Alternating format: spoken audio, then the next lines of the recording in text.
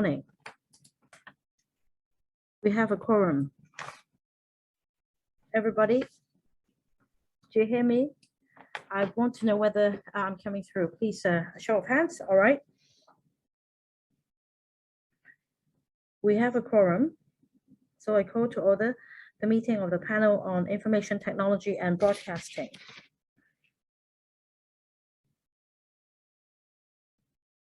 Whilst in the meeting, may I remind members to switch on the video cameras of Zoom so that you can show your faces, and please use the appropriate colors to show the constituencies you belong to under the virtual background function of Zoom.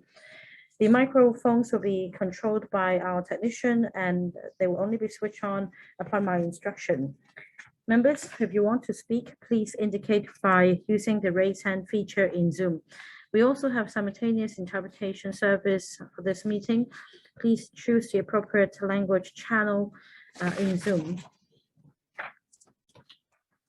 First item on the agenda, confirmation of minutes of the last meeting.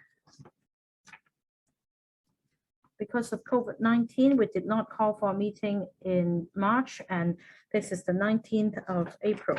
As for minutes of the meeting held on the 14th of February, they have been circulated to members, and so far we have not received any proposed amendments from members. So if you find it all right to confirm the minutes, please do so. Now, may I ask the technician to switch the screen to a gallery view so that we can all check. I don't see any objections, so minutes are confirmed. Item 2, information papers issued since the meeting on the 14th of February. A number of information papers have been issued. The first one is a letter from the Deputy Chair.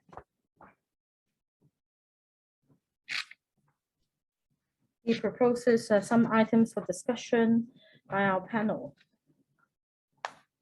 And I've relayed his views to the administration, and I'm sure they will consider these suggested items.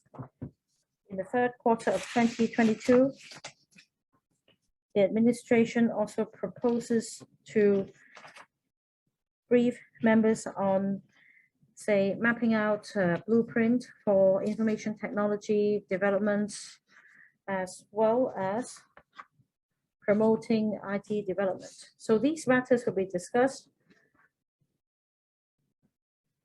together with implementation of IM Smart and the scope, including assessing the use of IT in offices, etc. So I think that these matters should be discussed all together. As for government procurement policies and the uptake of IT by various government departments, I've asked the Deputy Chair to propose these items with other panels so that we can have joint discussions.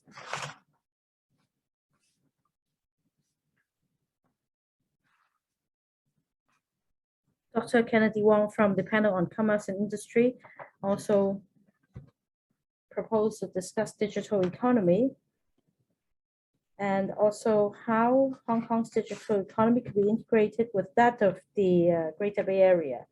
The relevant paper has been circulated to members. And I suppose a joint discussion can be held on this topic and the smart city development. And earlier, a member of the public wrote in pointing out inappropriate content air on the free-to-air TV station. The letter has been referred to the Telecommunications Authority. So members, please note this submission. So these are the papers that we have issued or received since the last meeting on the 14th of February. Next item, the Next regular meeting will be held on the 16th of May, 2022 at 4:30. We will be discussing update on smart city developments as well as updates on 5G development in Hong Kong. Incidentally, I'd like to say that smart city is related to a number of items on the list of outstanding items for discussion, such as item 11, formulation of long-term information technology development strategy and blueprint, and item 13, enhancing interdepartmental coordination in promoting local innovation and technology development. And also item 14, introduction of technology assessment mechanism under the Efficiency Office to promote the adoption of innovation technology in the government. As I explained just now, these few items are very much related. So when we discuss smart city development at the next meeting, we will be discussing items 11, 13, 14 to a certain extent. So I would appeal to the administration to be flexible so that the other correlated chapters will not be left out of our discussion on smart city development. Any views on this proposal? If not, we move on to the fourth item, update on information security. Let me welcome the administration to our meeting. I will invite the administration to walk us through the paper. So Dr. David Jones, Secretary, please walk us through the paper first. Thank you, Chairman.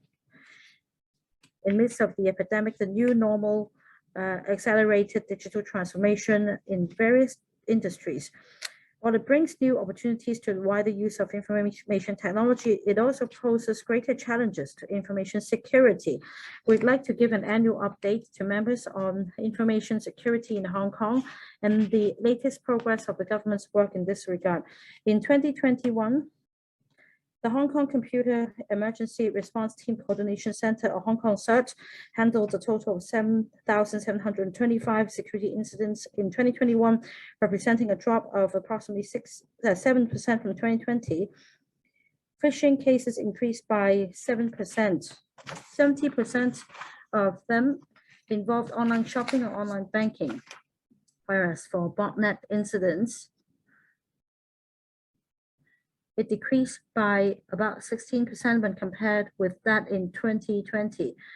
As for malware, hackers' intrusion, web defacement, and distributed denial of service attacks or DDoS attacks, they all recorded a downward trend. The Hong Kong government strives to build a safe internet environment for all by rolling out different measures. The Office of the Government Chief Information Officer, or OGO, and the Cybersecurity and Technology Crime Bureau of Hong Kong Police Force, Hong Kong CERT, and the Hong Kong Internet Registration Corporation Limited have all along been working closely to provide timely support in various aspects to public and private organizations.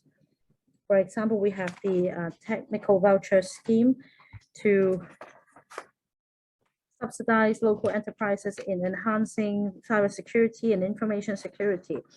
We also provide free test scanning service, and we also develop a suspicious mail defense system to detect suspicious emails, as well as work from home security recommendations to enhance the public's knowledge and the various sectors' knowledge on cybersecurity. We also have a cybersecurity information sharing across different sectors. This is called a partnership program for cybersecurity information sharing to promote the exchange of information and to raise the awareness of compliance. We also have joined hands with the police in organizing the annual Build a Secure Cyberspace promotional campaign to strengthen the understanding of cybersecurity and national security. In terms of manpower development, we will continue to implement the technology talent admission scheme or tech test to attract more tech talents to come to Hong Kong. Through various programs and activities, we'll continue to enhance the youth's understanding and awareness of cybersecurity and to nurture young talents to attract more young people to join the IT industry. We also have a number of measures to tackle cybersecurity threats. In developing information technology systems, departments and bureaus are required to strictly abide by the government IT security policy and guidelines, as well as the requirements under the Personal Data Privacy Ordinance. Third-party vendors should be engaged to conduct information or compliance audits to ensure security of the information system and privacy of personal particulars.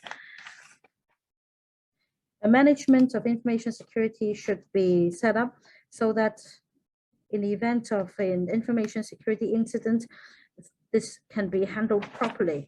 The government will continue to work with various stakeholders to enhance the awareness and defense capability of business sector, as well as other sectors and the general public, so that Hong Kong can be developed into a secure, smart city. We'll be happy to take questions from members. Thank you, Dr. Chung. I see that a number of members have indicated they wish to speak. I'll read out the first 5 members.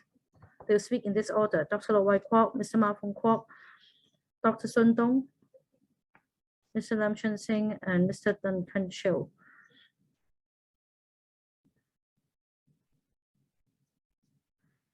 Well, we're supposed to wrap up this item at 11:45, so we have a lot of time. Each member will be given 4 minutes. We start with Dr. Lo Wai Kwok.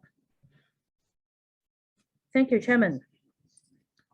The security of a city depends on a number of factors, including law and order, and a judicial system that is credible, and also an enforcement agency that is credible, and also occupational safe and health awareness, as well as intangible cyber security. Hong Kong is an open and free international city, and the operations of various sectors of our economy rely very much on a safe cyberspace. With increasing prevalence in online transactions and online banking, the consequence will be unimaginable if we suffer from cyber attacks. Recently, we have seen a spate of online scams. The modus operandi of scammers have been evolving. Now, frankly, Chairman, nowadays, if we receive an email from a bank, we dare not click any link or reply to the email because we can't distinguish the whether it's genuine or not.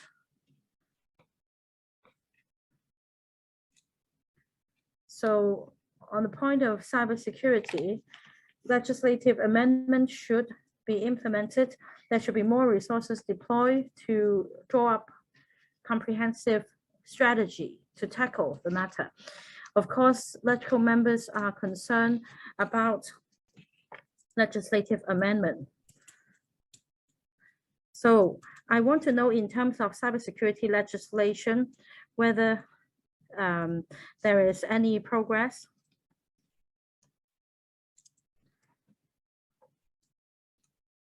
Secretary. Thank you, Chairman. Thank you, Dr. Lo. Let me respond to Dr. Lo's points in 2 aspects. First, in terms of cyber infrastructure and cyber security, I agree with Dr. Lo that information technology is getting more and more important. In terms of transactions that take place online, we should attach more importance to enhancing security. That is why, in terms of managing cyber security, promotion and constant updates, we keep our stakeholders informed. You also mentioned legislation. on the issue of cybercrime, we have conducted certain studies, and the Law Reform Commission also has also started a number of studies on the issue. We will keep in view the progress of these studies and devise a proper response. But of course, technology is constantly evolving. At the level of the community, in terms of cyber attacks and maintaining cybersecurity, the OGO and the Hong Kong CERT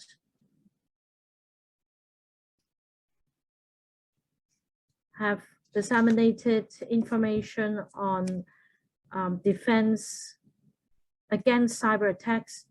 We also share a lot of information. So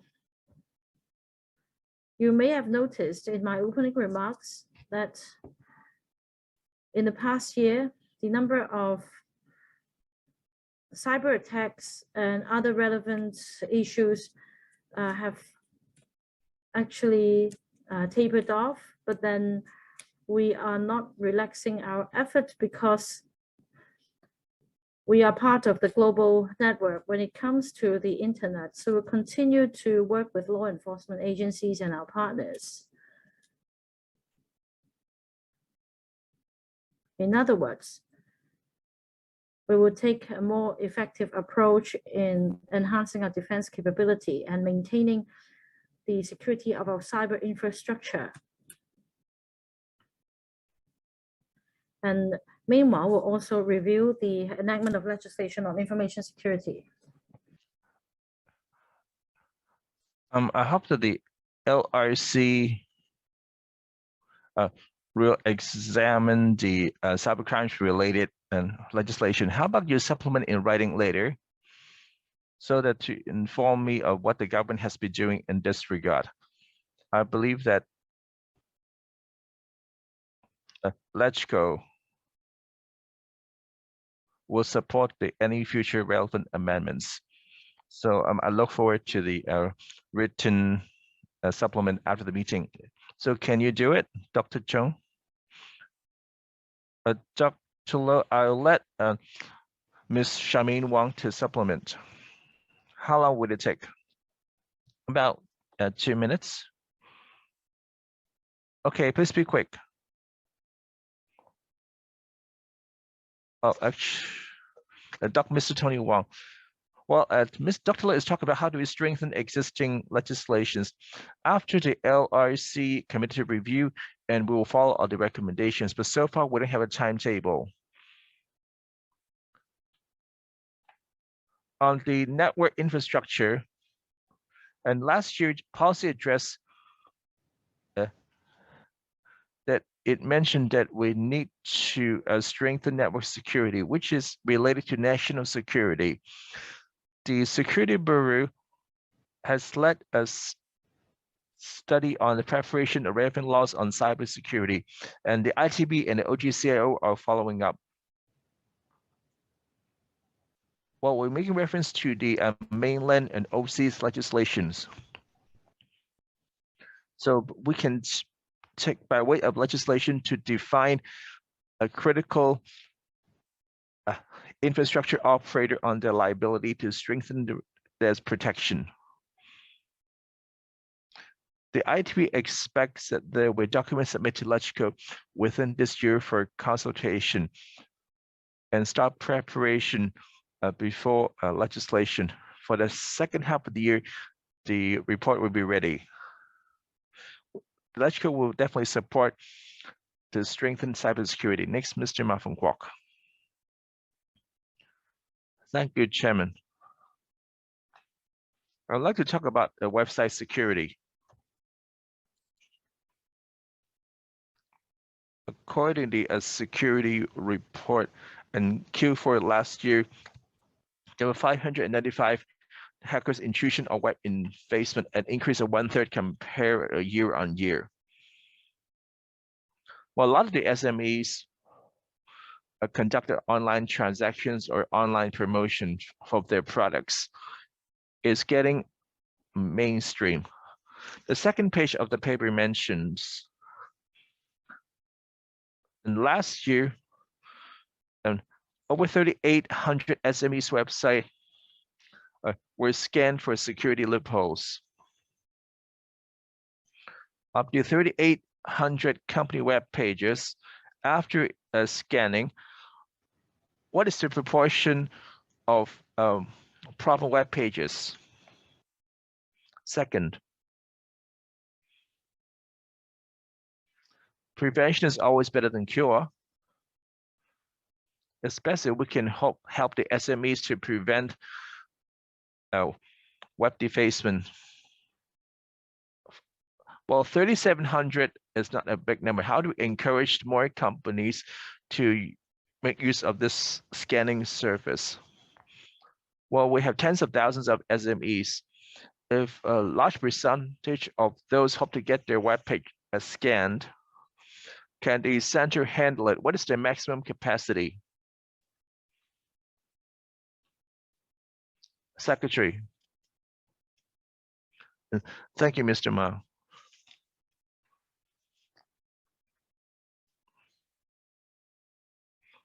Well, the HKIRC will provide a free scanning service as encourage the SME to apply. I'll let Mr. Tony Wong to supplement.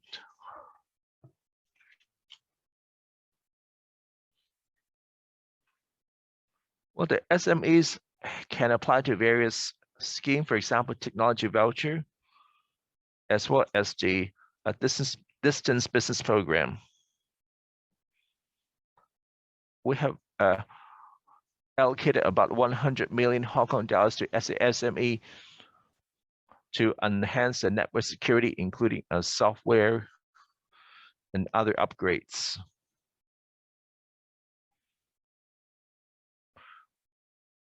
So we have received quite a few thousand applications for the TVB, and the distance business made about 4 to 5% of the total applications. For the website defacement, I'll defer to Mr. Tony Wong. The HKIRC have been proactively strengthening the support of the SMEs on their network cybersecurity infrastructure. Like Mr. Ma pointed out, since 2019, it has provided a free scanning service. Well, this required the SME to apply and will conduct a scanning for them, and after we will provide some security recommendations. So how many of the websites out of 3,700 website managed to carry out improvements? As we had not compiled such data, it is related to the cybersecurity of individual companies. The HKIRC, well, actually, the SM should welcome this initiative. So besides providing a scanning service for them and a checkup to enhance the security capabilities, the HKIRC could also remind the SMEs, for example, the information security incident guidelines are issued to the SMEs. So within this year, we can add a new item by uploading the online training material, for example, for different sectors on manufacturing and retail industries, and also for staff working in different departments to offer a tailor-made training materials for different positions to make it more accessible to the staff of different companies, so that they can take precautions against cybersecurity breaches. Besides the HKIRC, the HKCERT also provide some security alert and some free tools which the SMEs can do the scanning on their own, as well as some consultancy service to ask the SMEs to upgrade their security infrastructure. Mr. Ma, you have overrun. Would you wish to follow up? I've asked 2 questions, hope to get the 2 figures. However, I haven't got them after so long. And I was asking how many websites were found to be defective. If you found it to be defective, you can, well, this just a simple figure, has nothing to do with security. Second, well, can you really cope with a large number of service requests, and what's the capacity of the HKRT for the scanning? You haven't answered any of my questions. They don't have such figure. Mr. Wong, can you tell us, do you have such figures or the percentage? Out of the 3,700 websites is bound to have a few defective ones. Since some companies are not too aware of this, this actually helps to remind them to upgrade their cybersecurity and website security or to install certain software. To answer Mr. Ma's question, all the participants will gain one way or the other. As for what kind of issues they encounter, the company is not in a position to disclose to us. In terms of the handling capability, we conducted an review to boost our capacity. While there are a huge number of SMEs in Hong Kong, like Mr. Ma said, that prevention is always preferred. That's why we will step up training for the SME staff. Mr. Wang, I fully understand it's all common sense. Mr. Ma was asking what kind of problems encountered by the SME. We don't need to know what's happening in each company or any trade secrets. Generally speaking, what are the common features? You have to extract them to understand, and so we can avoid them. That's why you say prevention better than cure. Of the over 3,000 scans, there definitely lessons can be gained. Let's say that which are the major categories, 1, 2, 3, 4, 5. We can provide a classification breakdown. What's so difficult about it? Can you supplement the information? Let me supplement. Well, in the supplement, the HKCRT collect information on different security incidents every year, and therefore they also classified. Well, the phishing, including emails and the websites, are the most common. This is quite a big challenge. Let's say they have received some phishing emails on how they handle them properly and how to not to be conned of any company information. Botnets, let's say their own website or their own servers were infected and turned into a weapon to attack other websites. These are the 2 most common categories. For the malicious software, we see a huge drop, and hacker intrusion and web defacement is also on decline. It really shows the major challenges faced by the SMEs. Well, I noticed that the Annex 1 provided some figures. We should answer Mr. Ma's question. If Mr. Y wanted to know more as for how the botnet works or more details, suppose that you can furnish the member with the information. And third member, Mr. Sundong. Thank you, Chairman. First, well, it's quite timely for us to discuss this topic on information security.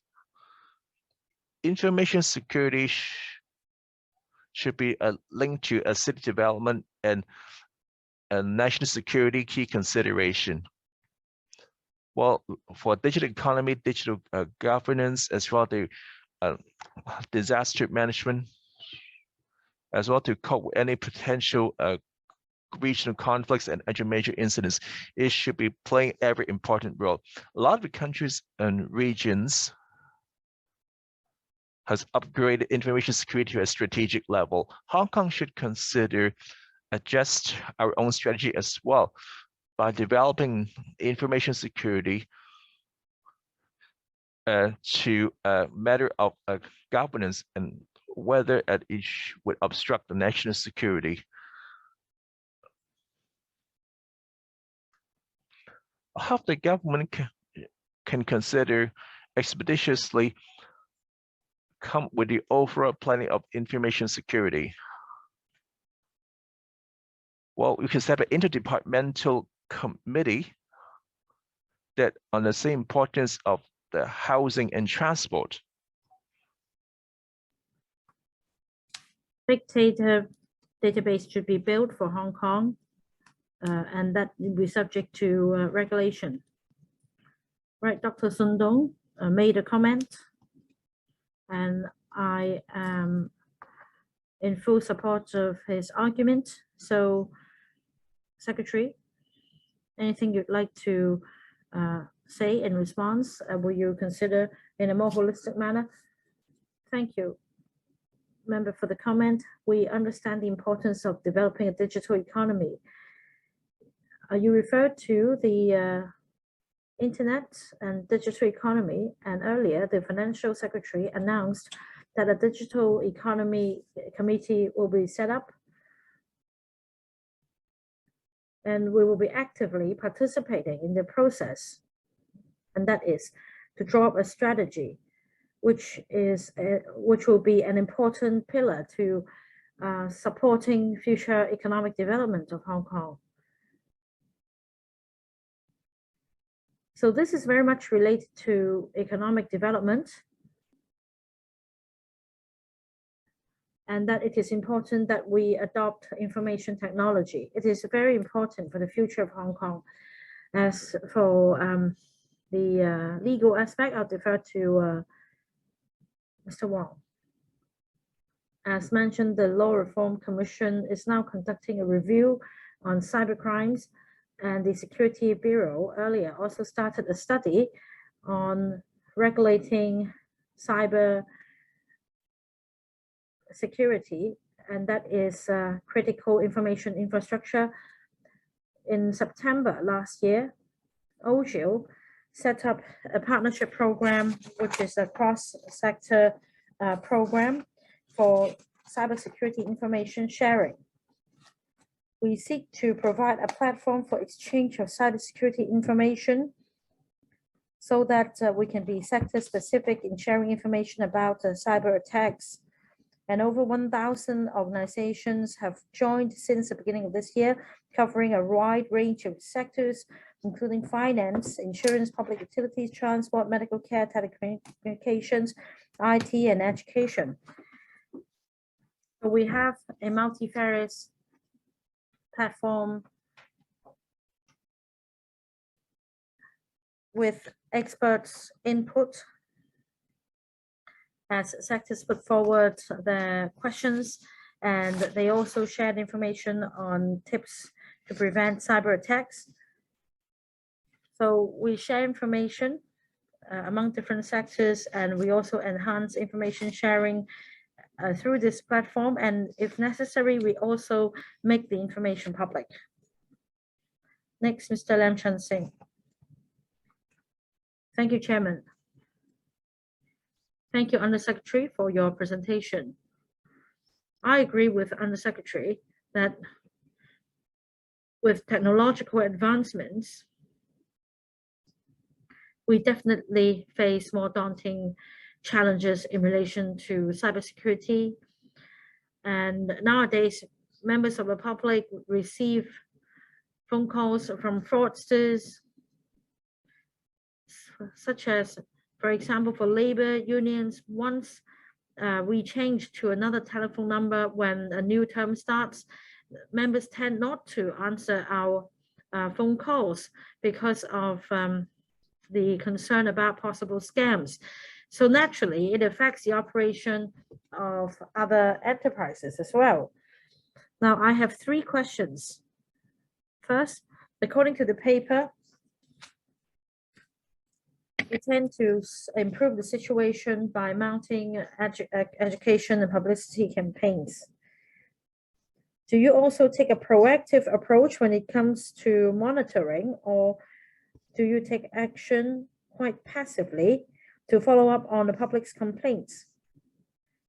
The paper also refers to the Hong Kong CERT, but the law enforcement agency, after all, is the police.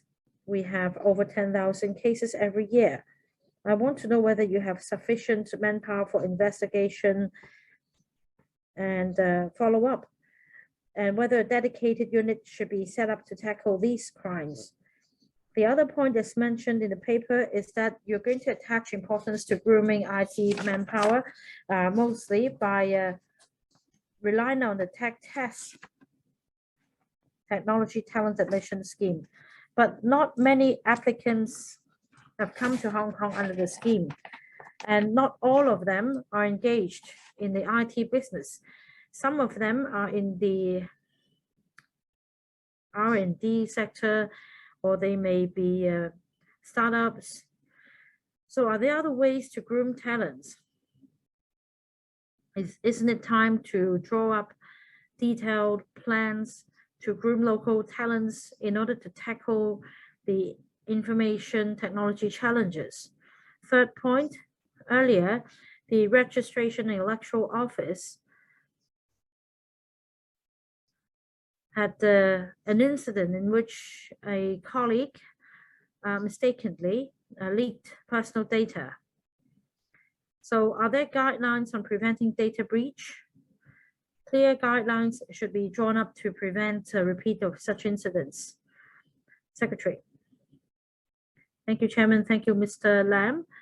In the interest of time, let me give a very brief response. We do take an active approach in monitoring online incidents. For example, we have automated software, and we also work with other neighboring places, because we have different organizations which are counterparts to Hong Kong CERT. And on a regular basis, we purchase necessary information as part of our exchange of intelligence on manpower, especially the manpower of Hong Kong CERT and OGO. We continue to enhance our capacity. And on enforcement,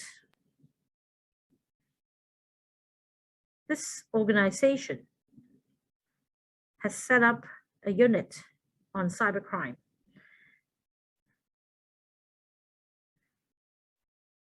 And in other words, the unit is now under the leadership of a more senior personnel.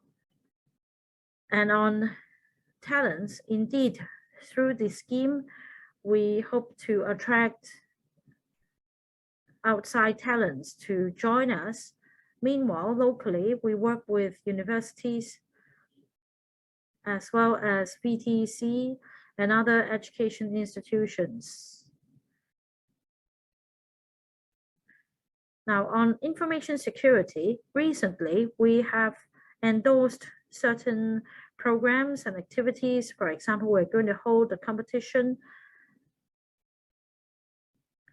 and we will also collaborate with local schools and education institutions on the grooming of talents. Say we have a team for secondary schools, another team for tertiary institutions, and an elite team that is for the general public. So we will not relax our efforts. We take a two-pronged approach. On the one hand, we attract overseas talents, and on the other, we focus on grooming local talents. As for the REO, Mr. Wong perhaps can supplement on the follow-up work. Please be succinct. Your time is up. Right, let me supplement members concerned about the REO incident. We are concerned as well. One problem has been highlighted through this incident, and that is there is a major loophole in terms of our staff's compliance with the guidelines. So at the very first instance, with the support of the CMAB and the REO, we conducted a special information security review with a view to improving the information management system and manpower training within the office. It's not just about the system. We also talked about, say, management responsibility and the implementation of policies by management and frontline personnel and the relevant guidelines without affecting the work of the REO. We hope to complete this review within 3 months so that we can make recommendations for the REO to enhance the management of staff and information security. Right, but then every now and then, every 1 or 2 years, we hear about, say, the loss of a laptop by the REO staff and other blunders. So when you draw up the guidelines, you would need to make clear, say, the KPIs, the possible sanctioning mechanism. I think we're all concerned because once there is a data breach, it's difficult to make remedy. You can't just say, all right, let's be good next time. That's not the way it goes. Next, Mr. Duncan CHIU, Deputy Chair. Thank you. Good morning, David, Charmaine. I know that you're really working very hard in midst of the epidemic, but I still have a number of questions.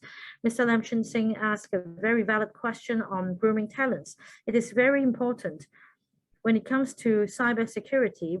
What is the most important is for us to have the necessary talent to catch up with the rest of the world. We must not lag behind. I understand that in the paper, there is a paragraph on manpower development in information security, but in fact, the same paragraphs appeared in the administration's paper in May last year. So about getting international certificates and other qualifications, grooming of talents, do you have specifically the numbers of graduates and the CISP? And there are 2 kinds of examinations, CIST and CISSP. Can we have mutual recognition of qualifications with the mainland? And the second point is cybersecurity. The second point is that we have a platform, and then when an incident emerges, we inform each other, and then we block suspicious IPs. However,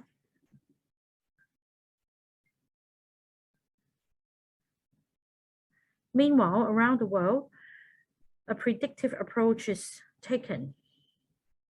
That is, we predict possible incidents instead of using a share and log approach. I want to know whether we will be adopting newer information security approaches that are more up to date. As mentioned by other members, the other point is legislation. We have the critical infrastructure, critical information infrastructure regulation in the pipeline. Have you completed consultation about CII security and digital security legislation? Will you go for CIP first? That is, will you first deal with the CIP part and also the definition for critical information infrastructure? We have a similar legislation in mainland. The other point about manpower and tech tests, as mentioned by other members, last week I heard that 283 applications were approved. How many of them are actually cyber network experts? Undersecretary, we're running out of time, so please be succinct. I'll see if Mr. Wang would respond to these questions. Thank you, Chairman. Thank you, members. He made many points that we would like to be as succinct as possible on manpower development. Every year, we encourage government employees to take up cybersecurity audit courses or information security management courses. The figure I have at hand is that over 5,000 personnel have obtained this certificate, accounting for about 5% of our IT personnel, and will continue to make an effort in promoting the adoption of courses. Now, about the mainland examinations, the mainland has a very high threshold. So our next step is to consider how more training courses can be provided for local practitioners to be incentivized to obtain this certificate. As for new technology, that is a predictive assessment technology, for the main network of the government and our web portals, we're already using this approach, only that we don't publicize it. In fact, we have behavioral analysis, that is at the critical endpoints. If there are behaviors which appear to be breaching data privacy and having data leaks, we detect these matters. We also have tools for making entries of data threats. So the government takes the lead in this regard, that is in terms of endpoint detection. As for the key network infrastructure and for the management and the legislation, we are already helping the Security Bureau on this. By the second half of this year, we can submit a paper and a timetable for electrical preference and conduct a industry consultation.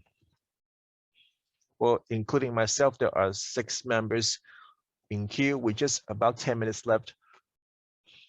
Well, this is a very important topic. I don't mind overrunning a bit. Next, we have Mr. Oh, hang on. Let me read out the list of members waiting. Mr. Chen Hock-Fung, followed by myself, and Ms. Reverend Douglas Kim, Elizabeth Quat, and Mr. Luk Chung Hong, and Mr. Ng Kit Chung. I will now draw the line. So after Mr. Ng had his turn, we will draw to a close. And please turn on your camera when you speak. It's better that you show your face to illustrate the benefits of IT. Next, Mr. Chen Hock-Fung. Thank you, Chairman. So from the paper, we know that HKIRC is helping to perform security scanning. From the information I gathered online, in the HKIRC website, as of 1st of April, and the Hong Kong domain registration stand as over 275,000. According to the department, in the past just about 3,000 requests for scanning, the proportion is minuscule. So how can the government promote this scanning service or this checkup to help especially the SMEs to enhance their security? Out of 270,000 companies, the 3,000 request is for about 10%, and there are a lot of security issues at stake. I wonder if they can proactively reach out to the companies, or you claim that the number of the registration is not correct. I hope that the ITB can explain that for the SMEs with web pages, how many of those can make use of service? How do you promote it to the non-users at the moment? And now the HKCERT claims that last year, 2021, there are about 7,000 security incidents, and police found most of which are short-term accounts to conduct online scams. Has the government talked to the social media to identify fresh or new accounts that flagged it as a new account that's less than 3 months or 6 months old, so that the public are aware that this is a new company per se? They need to pay extra attention. We're not discriminating against them, just this piece of information as the general public account tells a new company. Well, since the new companies are likely to commit fraud. On national security, in the past, Hong Kong's attention is more focused on some website are carrying seditious material or remarks, and there's were a lot of court cases on this. And these are the websites are still running in Hong Kong. Have you talked to the SB on how to strengthen and tackle this issue? 3 questions here. And the secretary, let me first respond. Just as Mr. Wang, just like Mr. Chan said, we'll be helping a lot with the SMEs. I hope that we can work with the HKIRC to remind them to step up their promotion and education so that more companies can apply for the scanning service.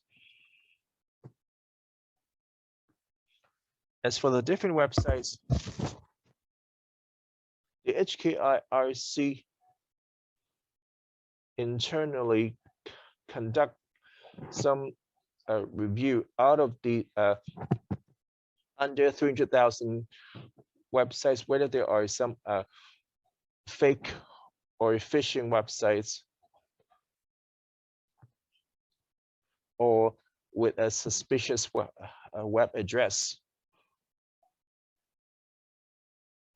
Just now, Mr. Chen mentioned about where some of the new websites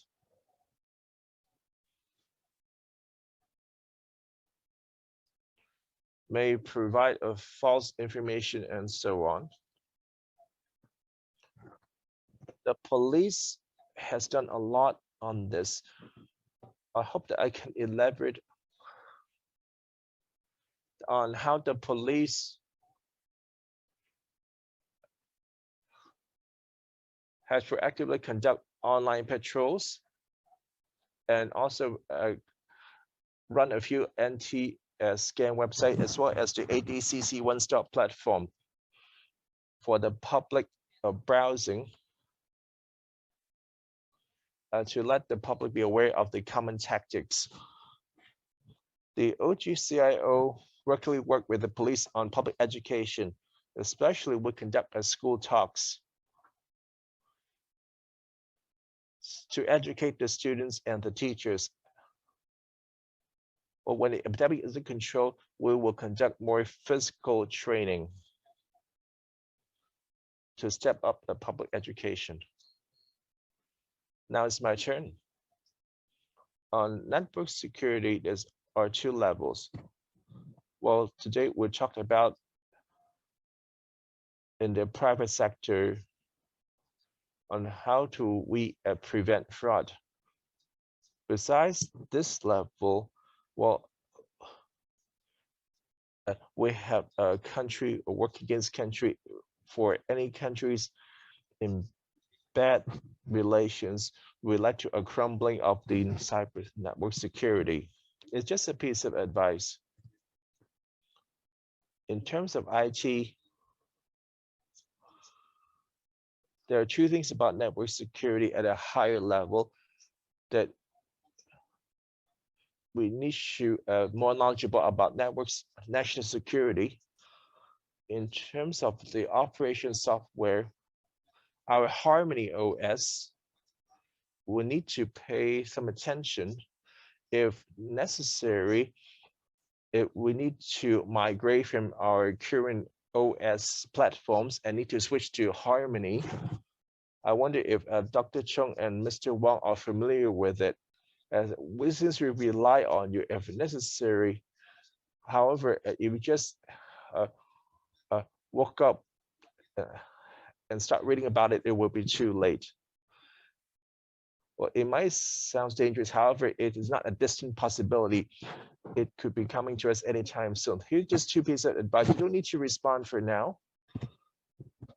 However, we might revisit this from back in the future. Let's move on to the next one. Next, Reverend Kun. Chairman, just one question. with a lot of the citizens in possession of the smart ID card, one of the functions of the smart ID card that it can help to enhance IT security. Can the smart ID help us to improve on the info security in terms of using government websites? Under Secretary. Thank you, Mr. Kuhn's question. Oh, Mr. Tony Wong. How can it verify someone's identity online before we can conduct online transaction or information exchange? The smart ID and the immigration department ID database, there's a direct linkage between the two. Through the IO Smart platform, the two become linked. If someone using IO Smart to verify their identity or to make some separate requests and applications, then it can verify the user's identity. This will greatly boost network security, and the network provider, for example, for government departments or the private operators, can provide these services more safely. For example, the online registration for a vaccination or to report your infection status. We actually make use of the infrastructure to verify the ID number provided by the user or any relevant particulars to prevent someone imposing as others. We'll continue to promote the IM Smart platform to more public and private organizations. While we have over 1.2 million using IM Smart, and we have 199 online services or public or private services, including banking, insurance companies, the utilities account can make use of the IM Smart. We'll continue to promote this service. Next, Ms. Elizabeth Quat. Thank you, Chairman. As we all know, I have been very concerned about the cybersecurity. There's a few parts to it. First, the government, then the key infrastructure, followed by enterprise, and finally at the individual level. At each level, we need to improve. Speaking of the government, as heard from other members, in the past few years, well, for example, the REO,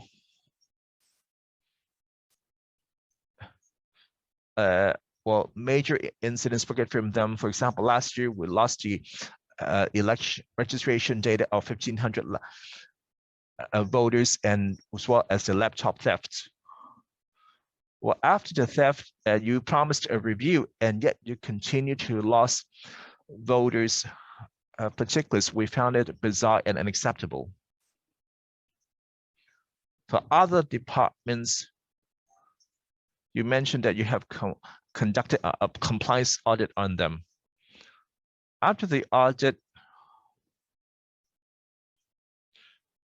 well, for the security departments at the public organizations, how will you rate them? And next, on infrastructure. Now that cyber warfare is part of the warfare, that's why cybersecurity is part of national security. All our network infrastructures are closely monitored by the government and maintain close liaison with the operators and the owners, with guidelines issued to them to ensure cybersecurity. For example, the hospital authority, well, 1 or 2 years back, received 50 million attacks on one single day on its website.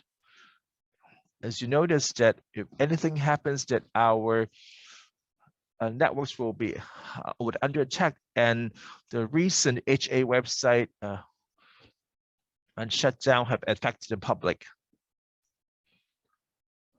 Therefore, as stepping up cybersecurity at the airport and railways and the utility companies,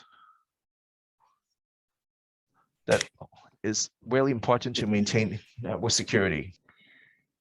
But as far as enterprises are concerned, from the paper, I understand that the government has made a lot of effort. Meanwhile, we have continued to hear about complaints of lack of IT manpower. So the administration must step up its effort in grooming talents by providing more training courses and subsidies. In September 2021, I understand you rolled out the self-assessment online tool for SMEs to gauge the security status of their websites, but the paper doesn't show how many SMEs have taken part in it. You shouldn't wait until you're asked. You should proactively provide this figure. As far as individuals are concerned, the prevalence of cybercrime is that we have numerous online scams, and clearly it has to do with a lack of public education. The number of scams have remained high with the amount of losses continuing to go up. So you need to continue to step up your publicity effort against online scamming. Undersecretary or Mr. Wang, thank you for the comment. Let me supplement that in terms of statistics of cyber-related incidents, last year, in the last financial year,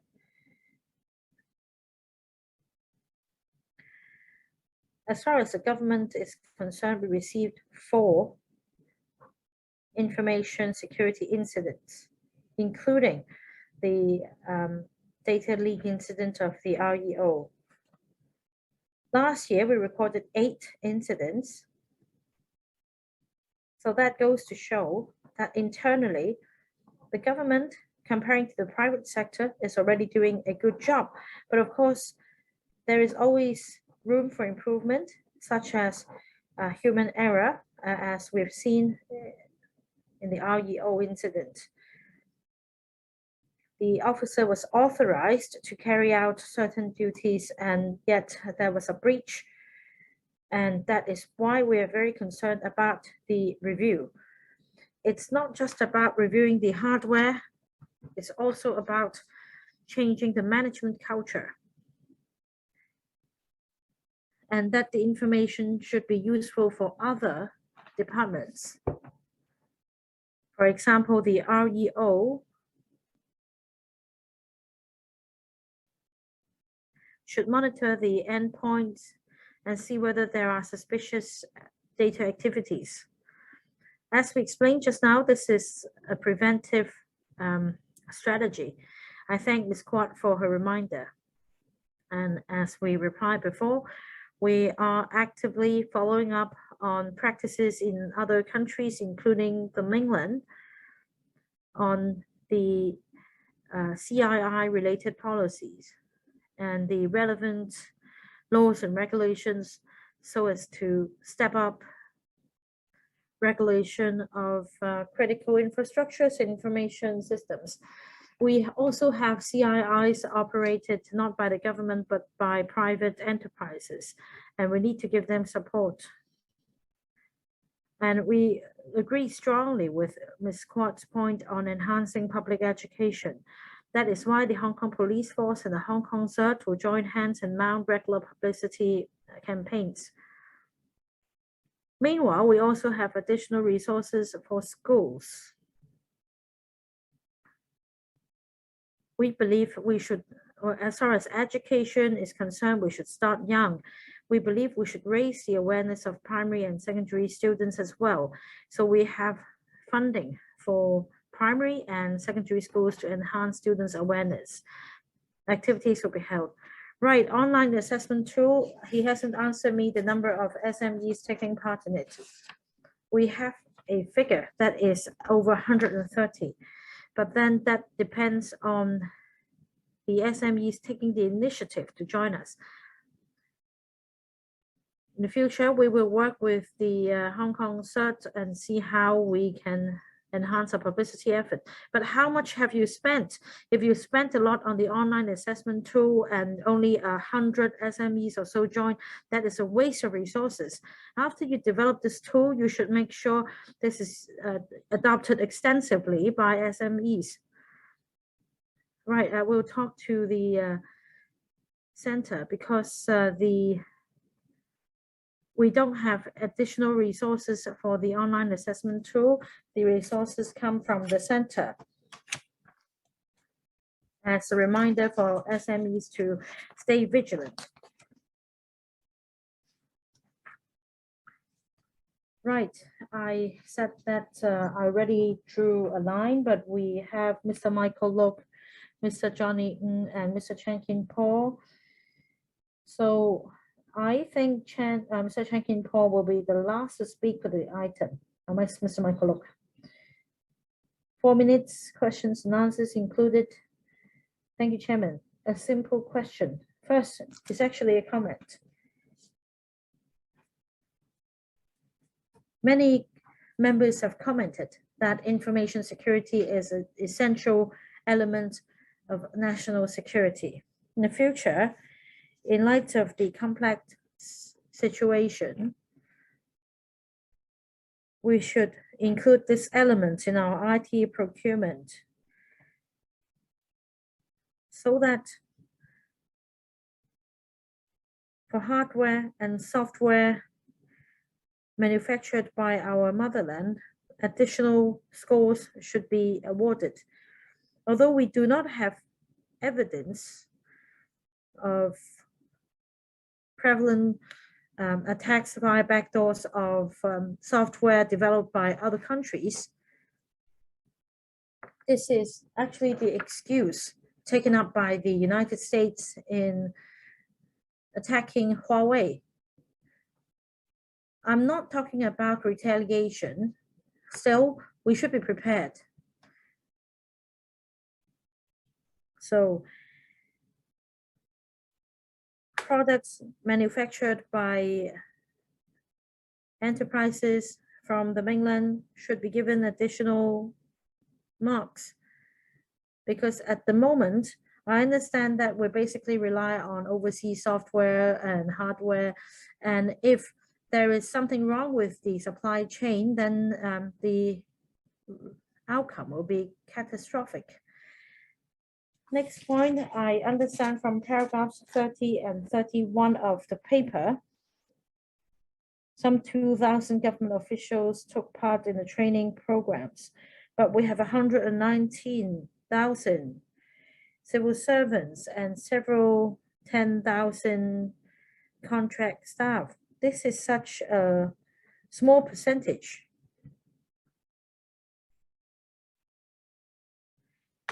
Well, with the technical advancements, we no longer need a physical classroom. We can have more online courses to raise civil servants' awareness so that another blunder of data leak will not happen again because of carelessness. Second, we need to make sure that people won't abuse the data leak to attack the system. During the pandemic, special work arrangements have been put in place for employees to work from home. At the same time, because of the information security system being out of date,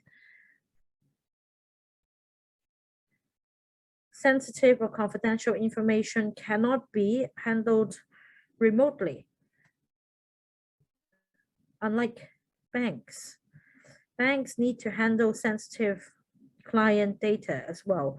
But much early on, they have been ready for the work from home arrangements. 3 questions. Thank you, Mr. Look, for his comments. On procurement policy, this is an important topic. It has to do with risk assessment. But this may not be the consideration for the procurement of every system, but for certain critical systems, I fully agree with Mr. Look. And basically, I have been reminding my colleagues that we should diversify our procurement sources so that when something goes wrong with a particular manufacturer or manufacturing region, and I thank member for the reminder, that we can be ready. So we are deepening our work in this regard. That is, even using the same network, we should use different products. We have, however, need to have regard to sustainable operation. Meanwhile, we need to make sure if we use a new product, it has to be sustainable. Our manpower development, we provide resources for civil servants to take external courses, and that's the external courses available to the OJO colleagues. And on a regular basis, we also organize trainer programs for other government departments. That is, we teach frontline staff certain IT skills, and it's effective because different ranks of staff may require different levels of IT knowledge. So we need to have regard to the daily operational needs. And our professional IT staff could provide training for frontline colleagues.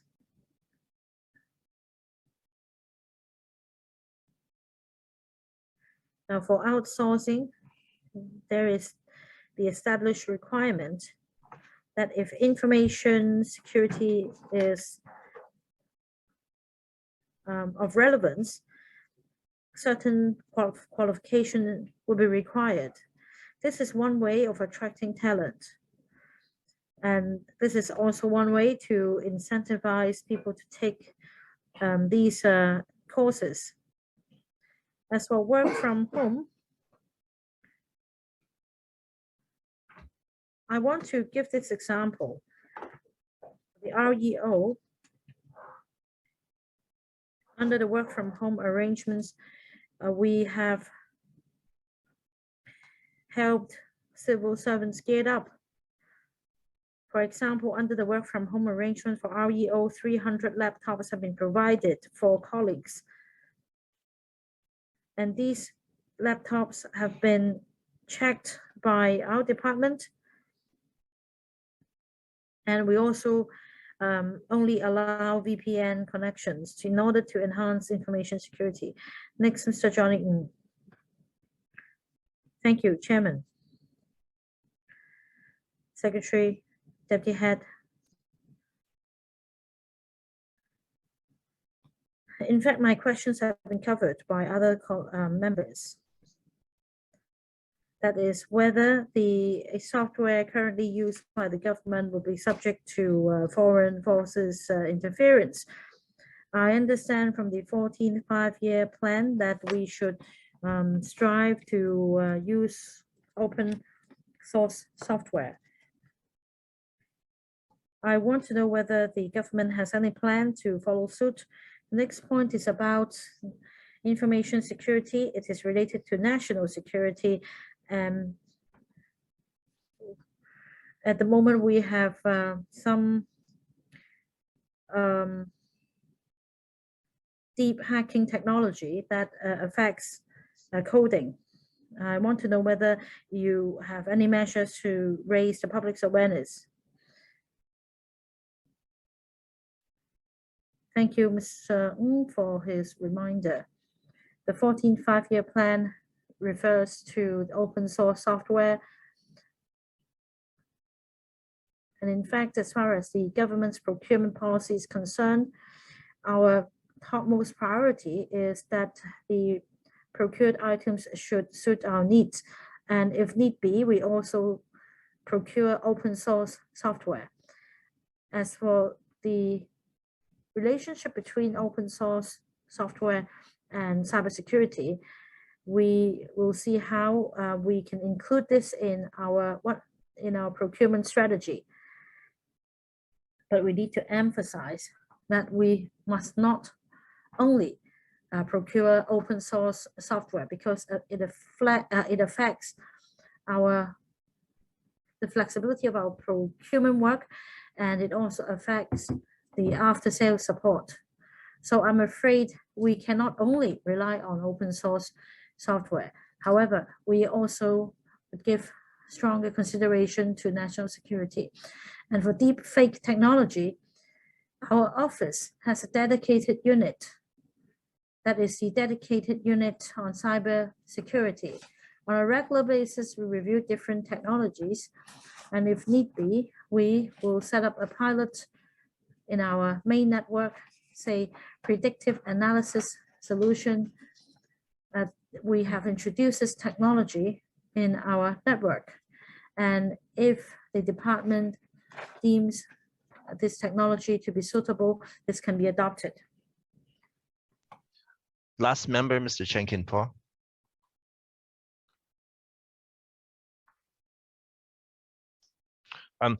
Thank you for allowing me to ask my question.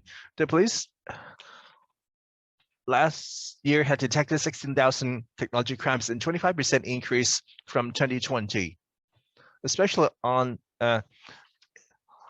phishing emails, and about 70% were committed against the SMEs. One solution you mentioned that you launched the Vanguard anti-email scam projects and worked with the Hong Kong U on the Vanguard suspicion email detection system and this has been launched in this January. Well, this Vanguard system is apparently very useful.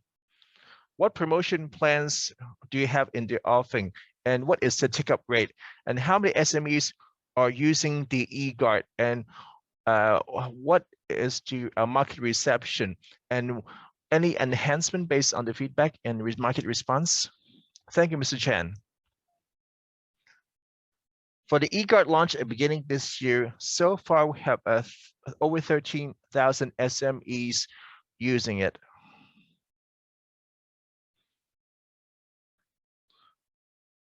On preventing fraud or scams, well, there are more scams related, let's say in phone scams. Well, the police set up the ADCC, help to analyze these cases and promote various policies, and then do 24-hour hotline. I'm sorry, I only have limited time. I just want to focus on the SMEs. You claim you have 13,000 companies, and Hong Kong have around 300,000 SMEs. Well, if a good system, but without the publicity, and it would be a waste, and could not fulfill its objective if the company is not aware. I want to know about the publicity and promotion to encourage more people signing up. Thank you, Mr. Chen. We'll coordinate with the police on stepping up the promotion. Well, we will work with the usual ways. And last April, the HKPF launched the ADCC one-stop platform, and featuring all the common modus operandi and the short clips.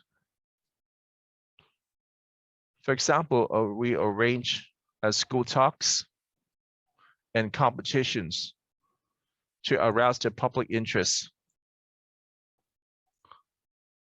We noted Mr. Chan's suggestion, and we'll work with the police. Target the SMEs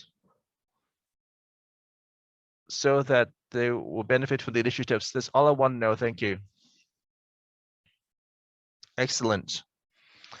And we spent quite a bit of time on this topic, and let's move on to the next item. On the progress update on the implementation of the real name registration program for SIM cards. Let's invite administration to walk us through this topic.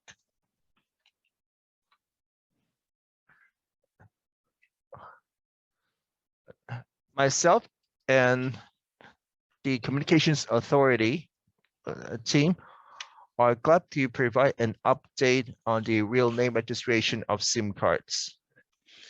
And last term, electrical,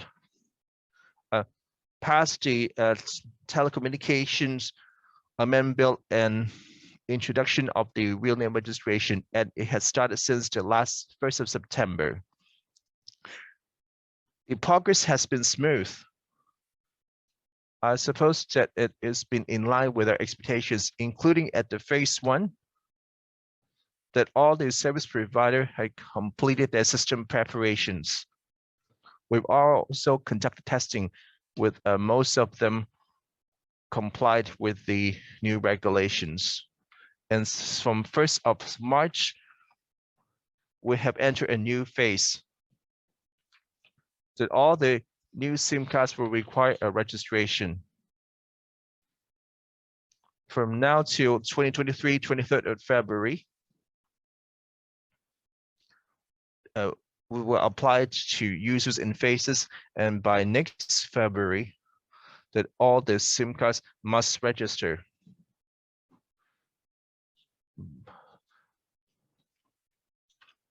May I invite Mr. Sandra Chuck, Deputy General of Telecommunications, to walk us through the details. Mr. Chuck. Thank you, Chairman and panel members. Today, I will walk you through the progress update implementation of real name registration of SIM cards.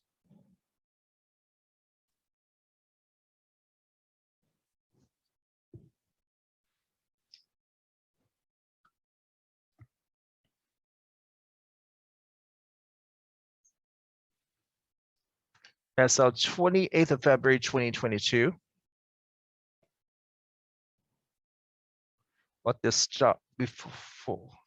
before the start of the registration period,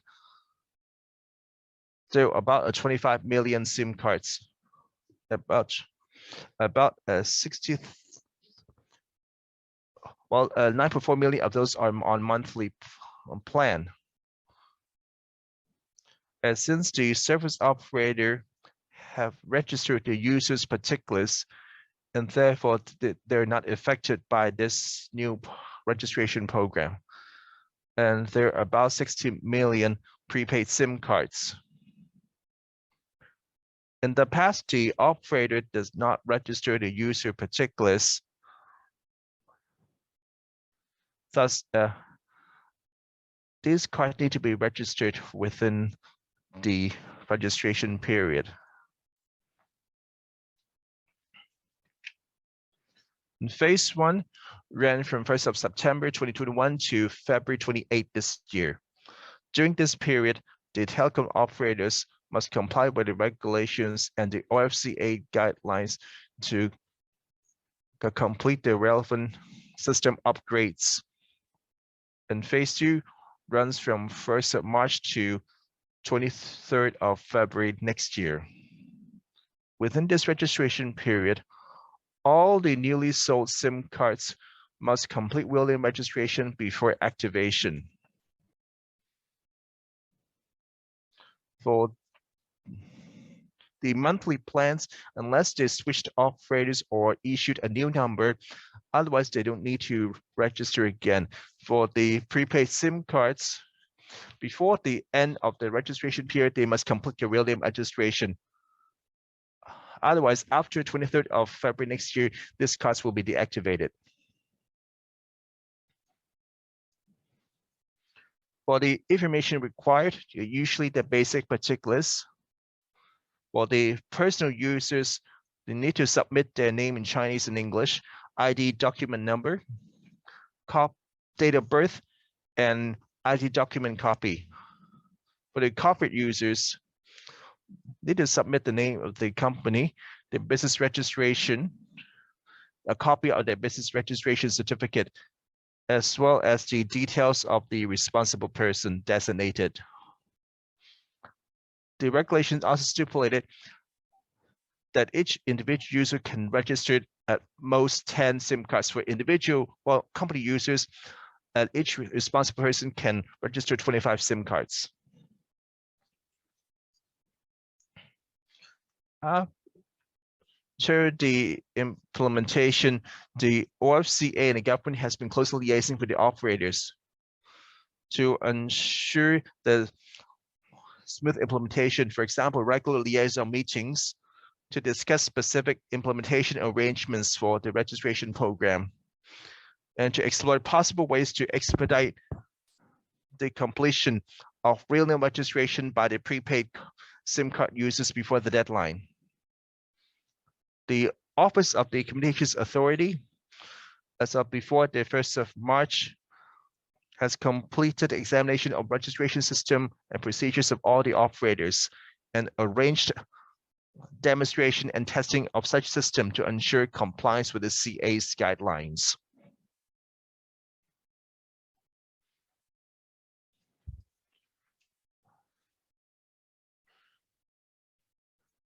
While the registration procedures are simple and straightforward, to facilitate the registration by the public, the operators usually can provide multiple channels. For example, some kind of an app or the operator's website, and some operators designated retail outlets for the users to register in person.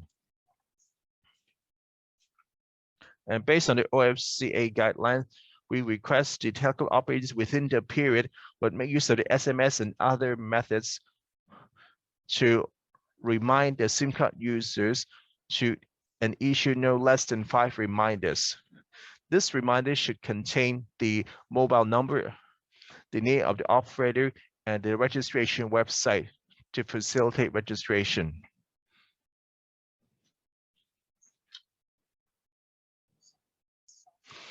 As of 31st of March this year, 1 month into the registration period, we know that 1 million SIM cards issued after 1st of March, and all these new SIM cards completed registration before activation.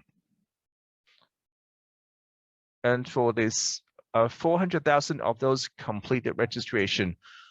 To further incentivize current SIM card users to complete their registration, we noticed some of the operators provide all kinds of incentives, including extra free data or lucky draws to encourage the users to complete registration ASAP. The OFCA set up a hotline and so far received over 550 inquiries and able to offer detailed answers to these inquiries. Besides the outline initiatives for the smooth, effective implementation, and had rigorously required all the operators to obey the instructions and launch the registration system, range of testing and demonstrations. And 5 telecom operators failed to comply with all the requirements before the 1st of March. After conducting investigation at around 8th of March, we've issued instruction to these 5 operators to halt the activation and sale of any prepaid SIM cards. And before 29th of March, it should complete the setup of the registration systems. Of these 5 operators, 4 of which managed to establish the registration system before the deadline. And as one remaining one failed to comply with the direction, the CA issued a notice on 7th of April 2022 to suspend in license in respect of offering mobile service through SIM cards pursuant to section 34(4) of the Telecommunications Ordinance Cap 106, and requested the operator concerned to inform affected customers as soon as possible for making proper arrangements.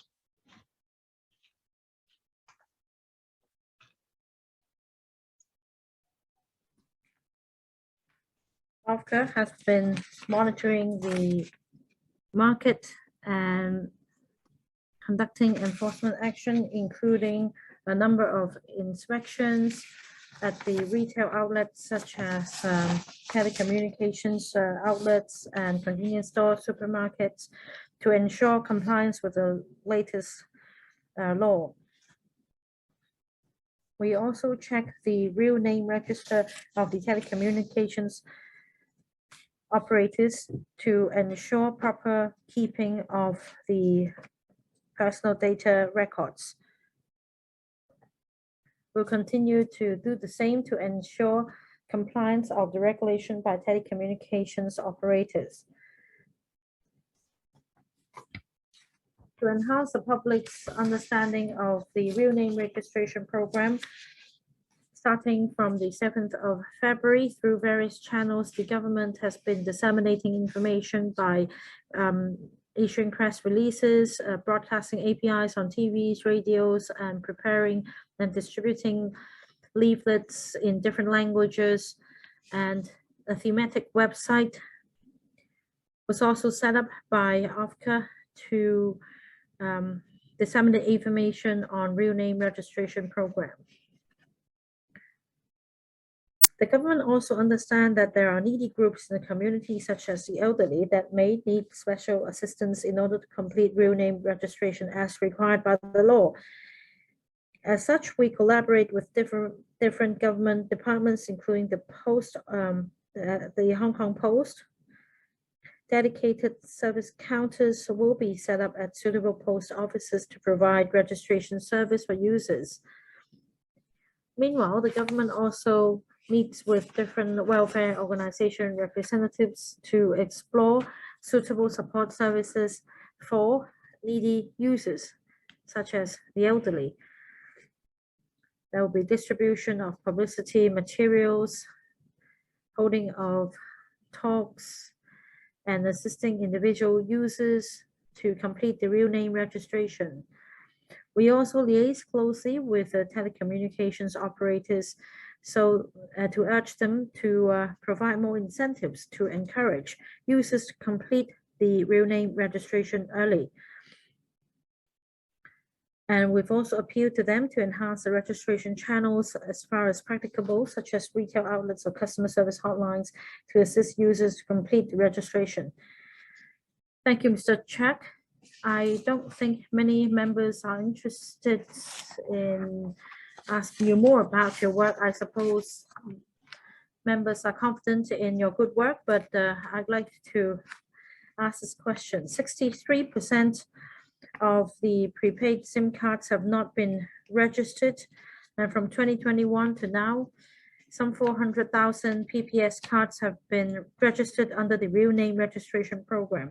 In other words, you have around 1 million cards to be registered, and you have 9 months left until the 23rd of March, which is the deadline for the other phase. And I am looking at the progress here. You have 15 million cards to be registered in 9 months. That means 1.8 cards per month to be registered. So what is your assessment of your progress? Will you be able to make it in time, or will it be the case that only towards the end of the period will the telecommunications operators all come to register in a rush? Mr. Chuck. Yes, I will defer to the DG to take a question. We have 16 million SIM cards as recorded before the implementation of the registration on the 1st of March. But as mentioned, 400,000 cards have been registered. More importantly, not all of the 16 million SIM cards have been sold. 1.3 million cards have actually been collected. In other words, we have 1 million new cards emerged since then, requiring registration before use.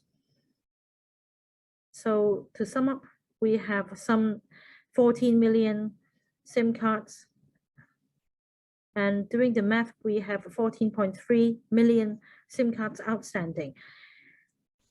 So from within this month, we we no longer have 16 million, but 14.3 million outstanding cards have yet to be registered. That means we registered 1.7 million. As for the remaining number, they have not been so-called recycled. They're no longer available in the market. So we are talking about 12 million cards. So on a monthly basis, we need to register 1.3 or 1.4 million cards. That in terms of progress is really on a par with what we have now. As mentioned by Mr. Chuck, there will be other supporting measures.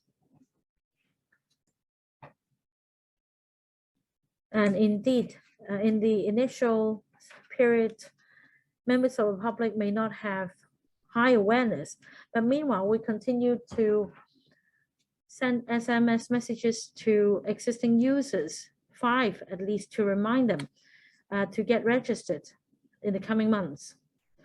And using Macau as an example, not all users will get registered at the end of the day.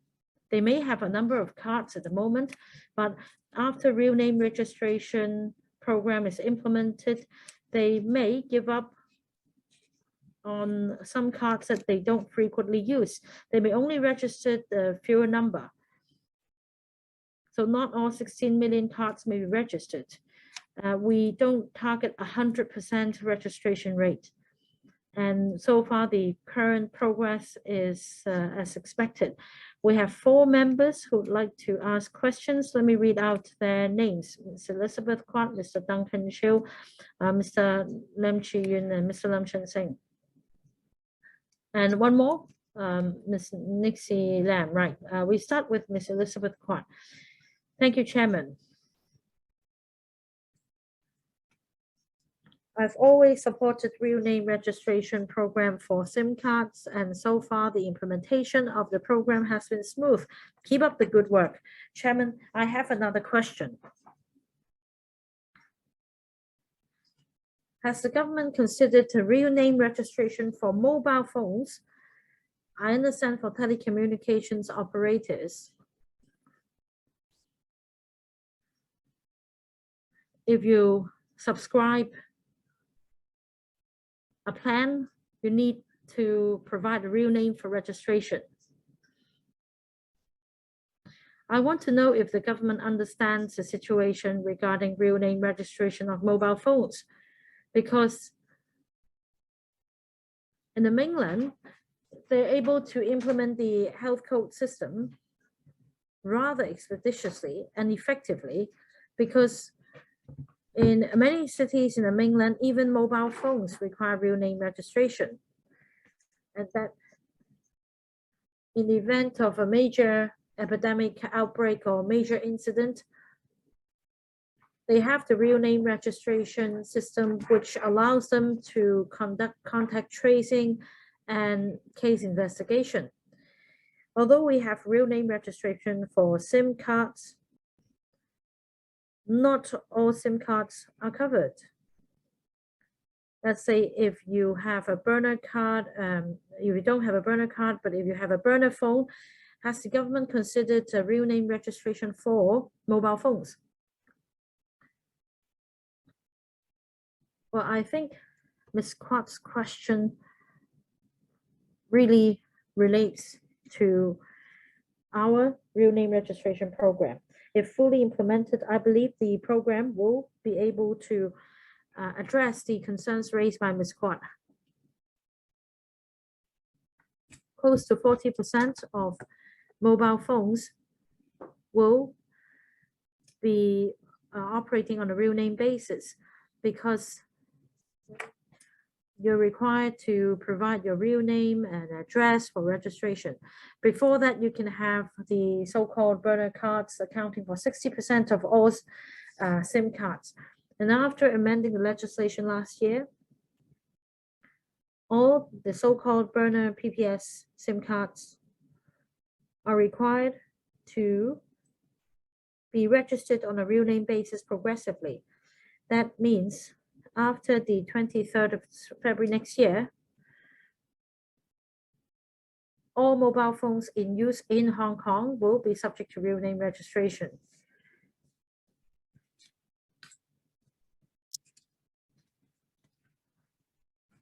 Meanwhile, we should make sure that law enforcement work can be done properly. And that is why for real name registration, we require the real name, ID card number, as well as address for registration.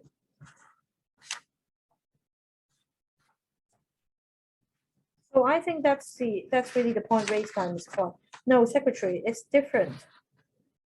Because in Hong Kong, I bought a phone and I also subscribed to a mobile phone plan in the mainland. And the way the real name registration system operates in the mainland is very different. In Hong Kong, you can register your real name for subscribing a mobile phone plan. And yet you can subscribe many plans to allow different people to use your plan. Whereas in the mainland, when it comes to registration, we're talking about real name, ID card number, address, as well as biometrics verification or identification. And you need to ensure that it's only for your own use. So I wonder if we should further tighten up the requirement. At the moment, yes, many users abide by the real name registration, only that they are not registering their own names.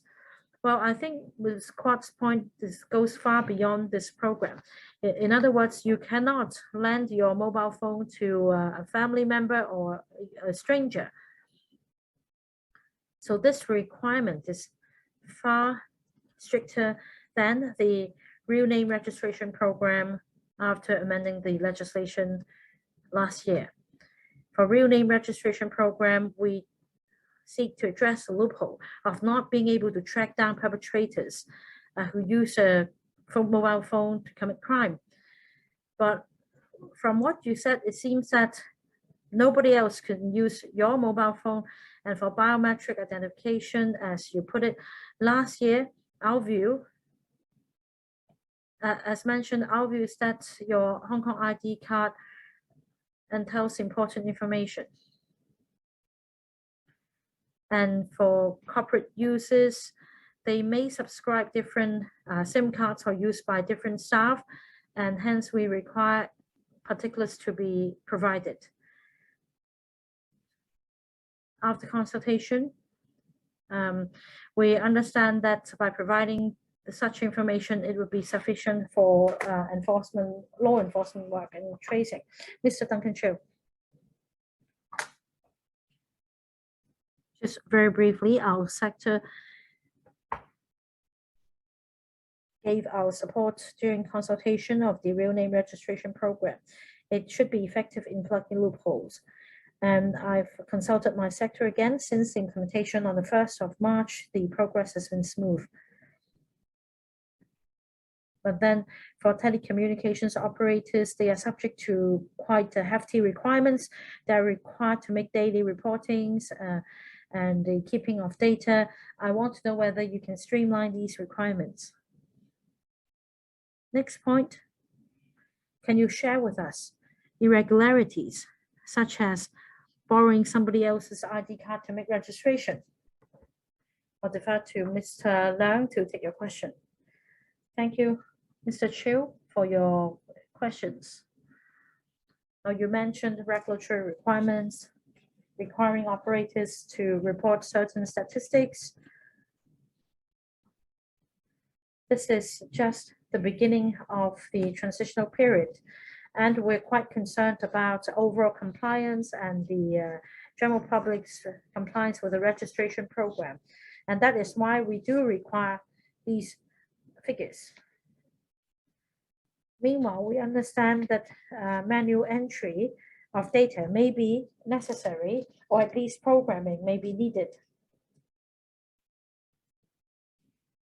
Depending on the progress of data reporting, we seek to streamline the program, the procedure as far as possible. We still have over 10 months to go. You mentioned using bogus identity. I want to remind everyone once again that if you use a bogus identity to obtain service, it is a criminal offense. So far, the law enforcement agency has not received any, or we have not heard from any law enforcement agency on such crimes. On a regular basis, we check the registration records. For example, we inspect the Hong Kong ID card and the face for registration, and we've conducted checks on some of the telecommunications operators. So far, we have not identified any issues. That is, for example, mismatch of names and ID cards, because when it comes to bogus identity, it is impossible to use, say, the photocopy of your ID document for registration. So the system is running smoothly. Since there are 4 more members, let's extend the meeting for 15 minutes for sufficient discussion. Next, Mr. Lam Siu-lo. I wish Chairman and the CBD team good health. Well, the Chairman is very good in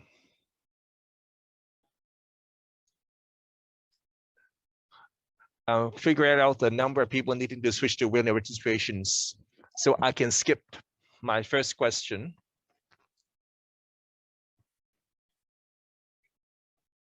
Now that we have some early figures and the OFCA and the CGB have some kind of KPIs. Let's say we have 9 months left for the remaining 3 to 6 months. How many people should register their SIM cards? Well, we all know that there could be a last-minute rush.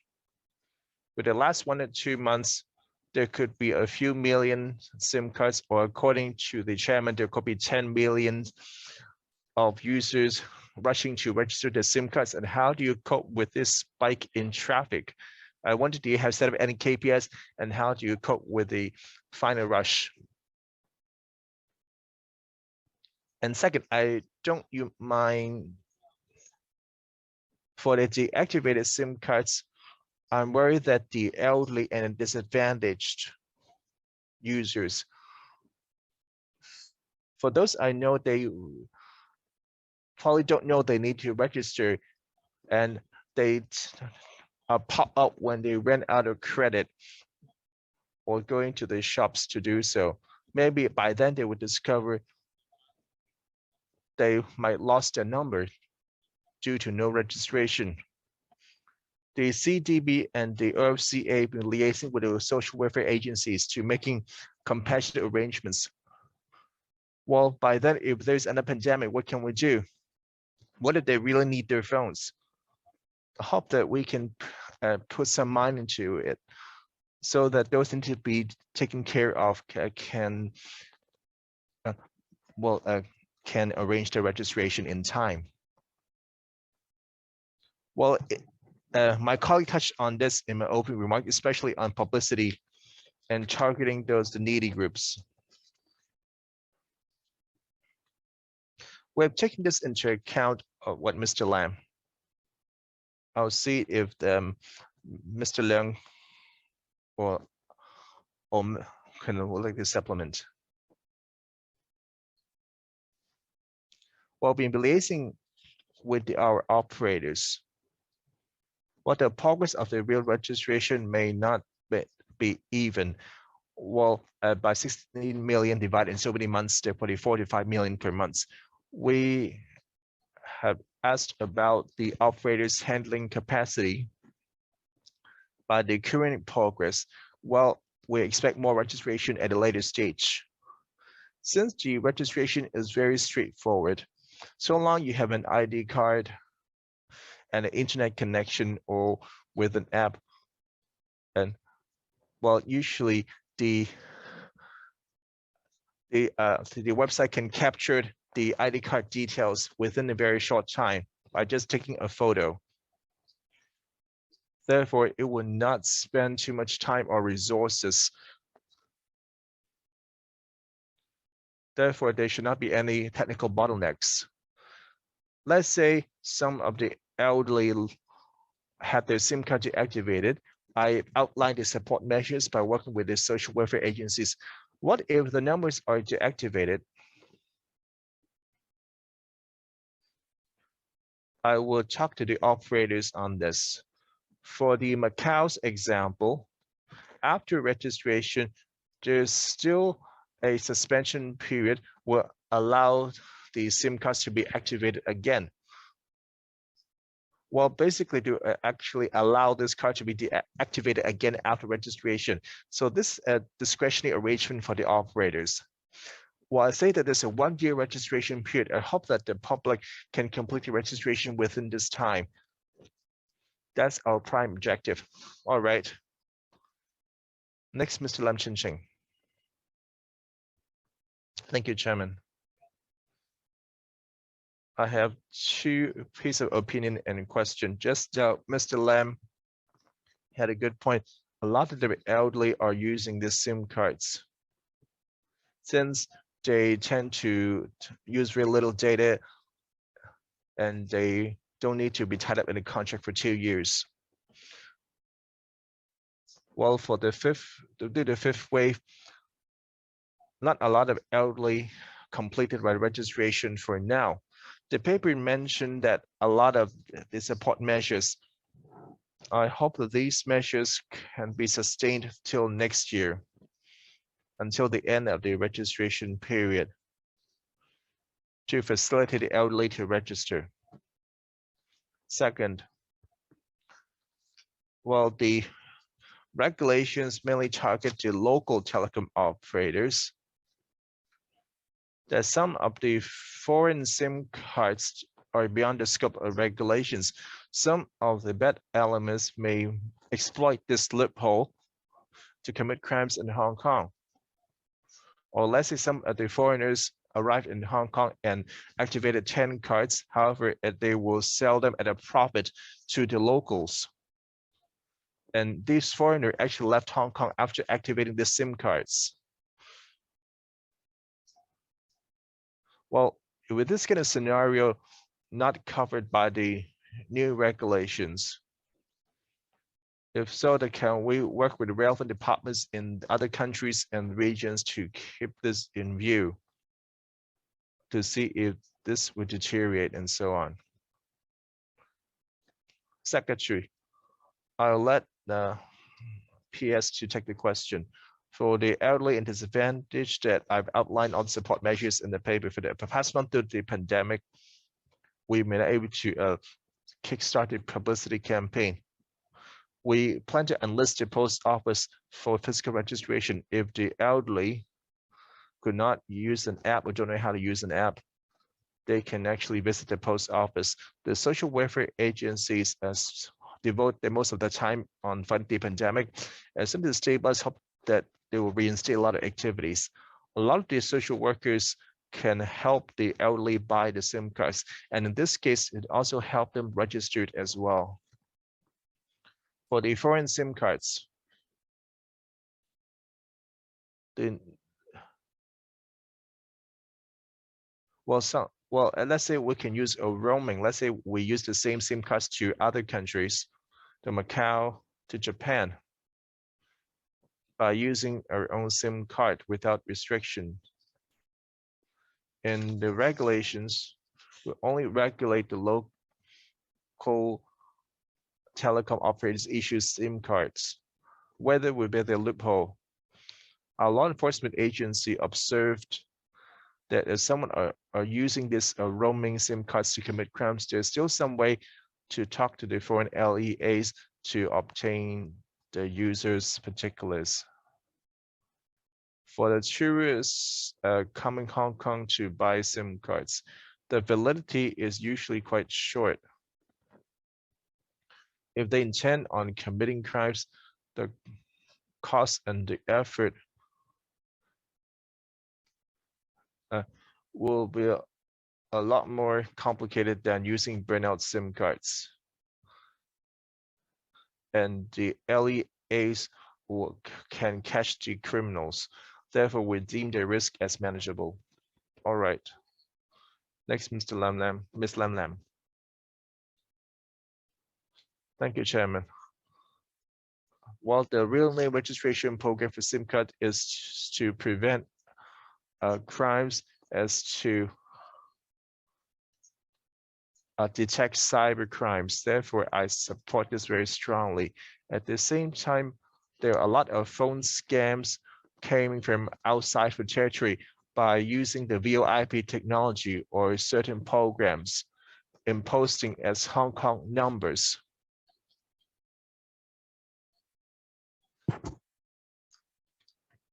Can the police crack down on this? The elderly are miserable. They can't tell real numbers from fake. Anyone can educate them. Well, don't even know how to look for their plus sign. And on privacy, some of the departments had major security incidents, while the penalty is quite lenient with insufficient deterrence. Has the administration plan to amend the ordinances to strengthen protection on privacy? If so, will there be a timetable? Well, now that it seems that we're not paying enough attention and attach enough importance to these security incidents. Secretary, for the second part of the question, is probably beyond the scope of this topic, what the privacy protection that's handled by other departments. For the first part of the question, I'll let Mr. Leung to talk about the promotion education.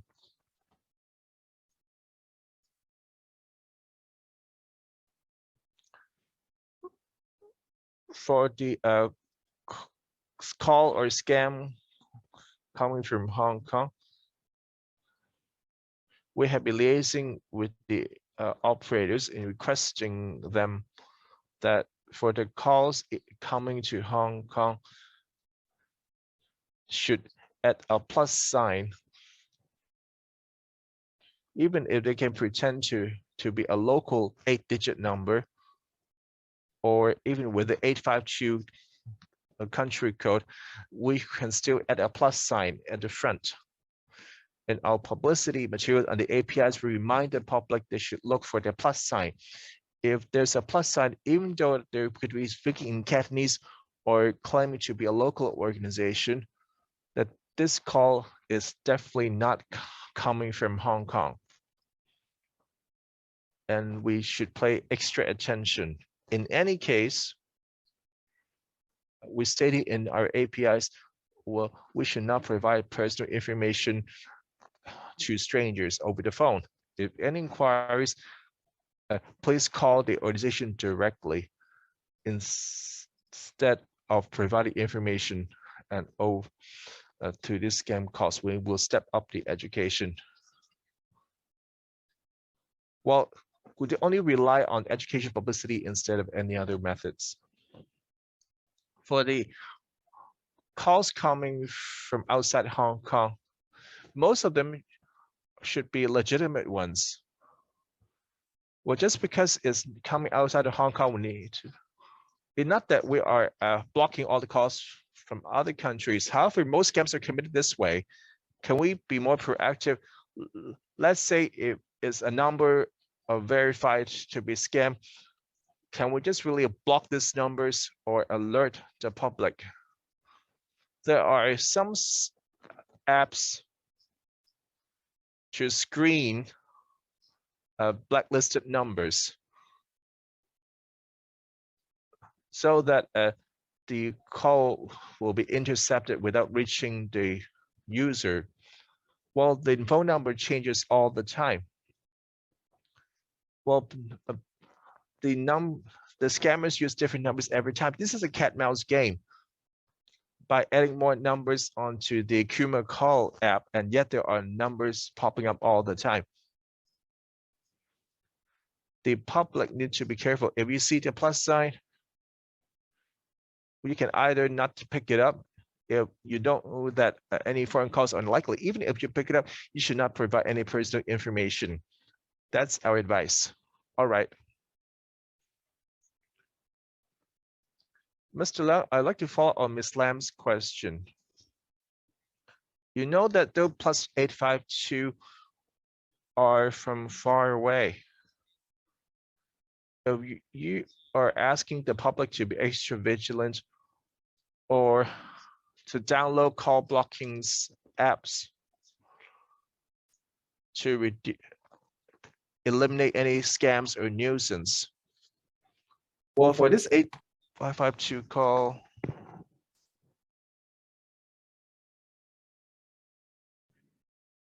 can the government take a more active approach? Say if it's a non-local caller, you have a plus sign in front. And if you receive a search of complaints, the authority should just block the number. Because, well, of course, they may switch to another phone number, but at least we are doing something. This is something within your control. Under the Telecommunications Ordinance, we need to ensure smooth operation of our telecommunications system. So if we are to intercept or block certain numbers, it should be justified. And we need to be very careful. Under normal circumstances, we don't block any numbers. Right, but I am saying whether you have any existing mechanism. Once you receive a complaint, and if the complaint is found to be substantiated, you can block it. I want to know whether you have the lawful authority to do so. No, we don't. Because as mentioned just now, the Telecommunications Ordinance requires smooth running of our telecommunication system. We must not be selective in blocking certain numbers. However, if there is a law enforcement need, we can invoke other pieces of legislation to take action, but it's not under the Telecommunications Ordinance. Then do give me a reply in writing how we can ensure the government's work can be smooth so that we can ensure safety of the public. Mr. Peter Chiu, I want to supplement. The purpose of a real name registration system is to ensure these problems can be tackled. The point is, instead of intercepting calls, we have law enforcement agencies. Should there be a problem, we can take enforcement action and initiate prosecution.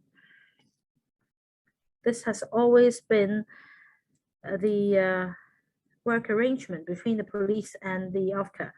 Mr. Peter Chiu, thank you, Chairman. At the moment, there are around 25.4 million SIM cards in local circulation, and over half of them, about 63%, are prepaid SIM cards or PPS cards. So under the real name registration program, many Hong Kong people will need to switch to another card.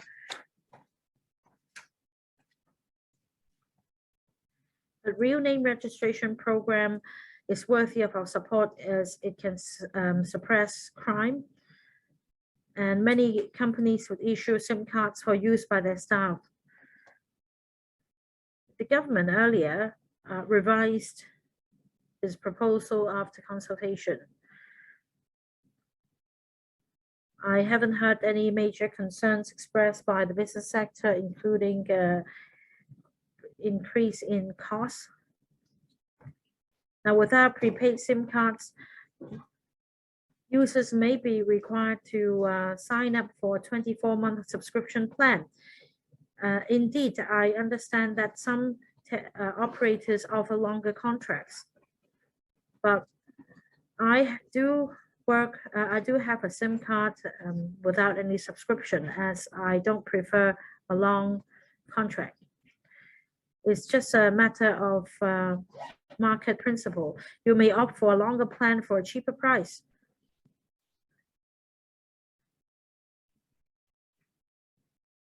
So I understand there is a deadline, and by then all users will have to be registered. What if there are users who have yet to be registered? Will their SIM cards be suspended once and for all? Or will an alert be sent? For example, within these few days, you should register your SIM card, or that the service will be suspended. And for +852, these are callers from outside Hong Kong, and it's a good initiative. But can you make sure that the message is broadcast on TV during prime time to remind members of the public, especially elderly people?